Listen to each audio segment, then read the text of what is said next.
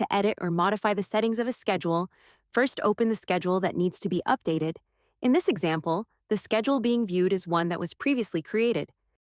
From there, click the three dots located next to the Add New button and select Settings. In this section, any of the previously configured options for the schedule can be changed. For example, new users can be assigned, or existing users can be removed by clicking the garbage can icon next to their name. Additional admin users can also be added if needed.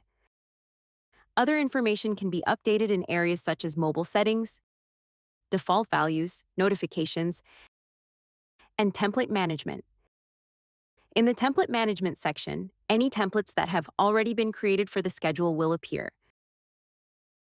For instance, if a site only uses 3 shifts, templates such as Shift 1, Shift 2, and Shift 3 can be created, customized, or deleted from this section. A separate video provides step-by-step instructions on how to create templates and assign them to shifts. If it becomes necessary to delete a schedule, this can also be done easily. Multiple schedules can exist within the same site, and in this example, there are 4 schedules available. To delete one, select the checkbox to the left of the schedule name. A delete button with a garbage can icon will appear in the top menu. Click this button, confirm the deletion, and a success message will be displayed. This is how schedules can be edited or deleted.